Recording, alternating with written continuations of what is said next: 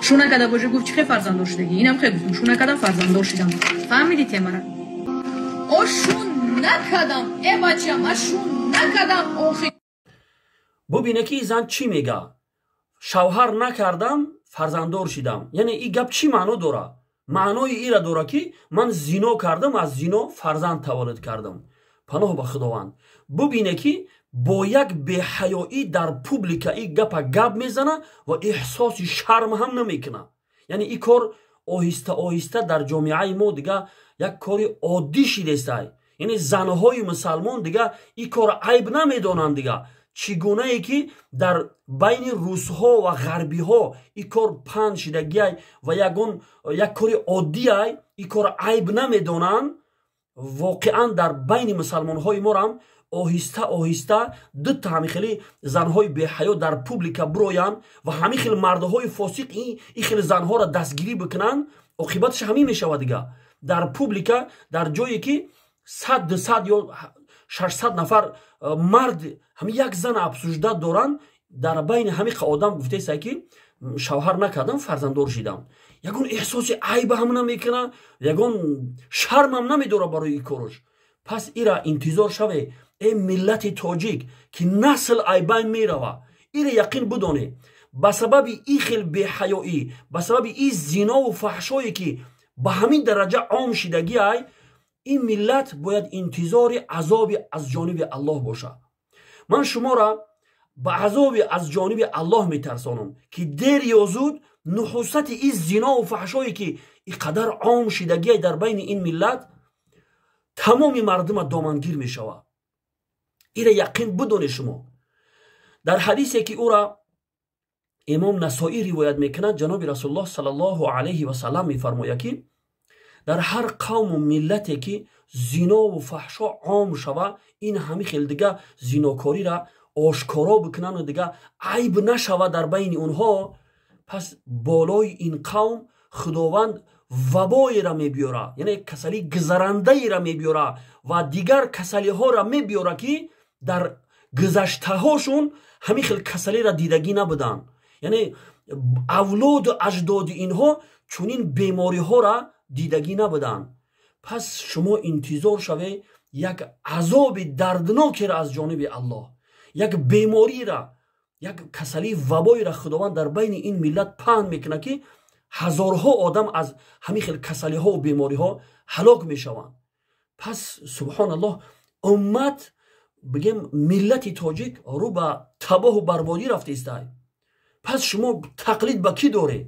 پس چرا شما با زنهای پاکدامن خودتون مقایسه نمیکنه پس چرا شما با زنهای غربی با زنهای روس خودتون مقایسه میکنه پس میبینه در اینترنت میبینه که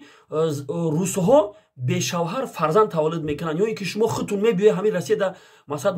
مهاجر میشوه میبینه که اینها از راه زنا همین خیل فرزند تولد میکنن و یگان کاری عیب هم نیست واقعا همین مهاجرتی که بر روسیه مردم ما اومدن تأثیر منفی خودش در مسلمان ها گذاشت خصوصا در زنهای مسلمان تأثیر منفیش چنان گذاشت که زنی مسلمان میبیاید در تای پای ارمیان در تای پای کلازر یعنی با اونها زنا میکنه سبحان الله چی مصیبت چی شرمندگی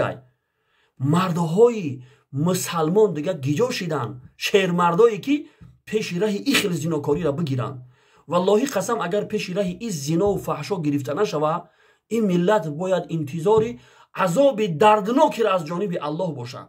این را شما یقین بدونه من این سخنان را از پیش خودم نمیگم الله رب العالمین در قرآن میفرماید ما اصابکم من مصیبت فبما کسبت ایدیکم هر بلا و مصیبت و سختی که بر سر شما میبیاید به سبب همون گناهایی است که شما انجامش میدید پس وقتی که زنا و فحشا را به همین درجه عام کرده ای مرد که تو از الله نترسیده میره زنا میکنی و پروای هم نداره که چی میشه و عاقبتش این مانندی همون نفری است که در یک خانه 2-3 نفر زندگی میکنن و یکی از اونها در همون کنج خانه قضای حاجت میکنه